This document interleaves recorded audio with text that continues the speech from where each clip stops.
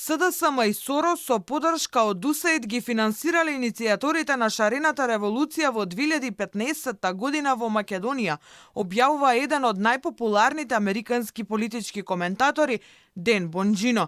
Овој тренд на влијание на Сорос и УСАИД не е нов. Според Бонџино, слични проекти се спроведувани и во други земји како Украина, со цел да се влијае на политичките процеси преку финансиска и логистичка поддршка за левичарските активисти. Како потврда на поврзаноста на проектите на УСАИД и фондацијата Сорос, во текстот на страницата на Ден Бонџино се објавени фотографии од шарените активисти кои носат мајци со надпис Армија на Сорос. Авторот, кој важи за десничарски коментатор во Соединетите Американски држави, тврди дека ВМРО ДПМН, иако била прозападна опција, одбивала да направи отстапки за историските прашања, што било злоупотребено од СДСМ и левичарите во Европската Унија да ја представуваат како антиевропска.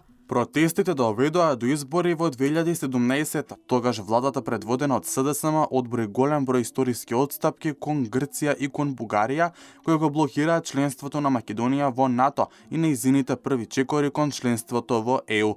Македонскиот народ ја отфрли оваа промена на името, па затоа Сорос мораше да ја присили. За жал на империјата на Сорос, ВМРО ДПМН ја врати власта во 2024 година. Авторот тврди дека програмите на УСАИД се злоупотребувале за поттекнување на огромниот мигрантски бран во 2015 и 2016 година во Европа.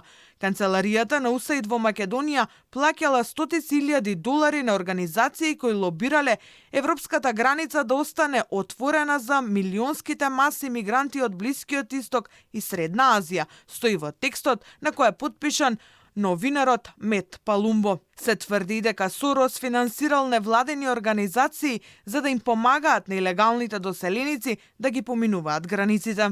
Само во 2015 година низ оваа рута поминаа 600,000 мигранти. Целото време Сорос беше во заднината и го подготвуваше масовното движење на мигрантите низ државата. УСАИД финансираше програми преку грантови кои беа доделувани на левичарски организации. Инаку, американскиот Стейт Департмент по налог на председателот Трамп на 24 јануари одлучи да ја замрзне распределбата на средствата за речиси целата американска помош во странство. Тој и неговиот соработник Маск инсистираат на реформирање на канцеларијата на УСАИД, која според нив представувала дувло на корупција и криминал и дека парите на американските државни обврзници биле злоупотребувани за мештарење низ државите во светот. Па така, од тоа што досега се откри, најмалку неколку десетици милиони долари се сливале во Македонија на разни проекти, од унапредување на правата на ЛГБТ заедницата, па се до менување на канализација во малите општини.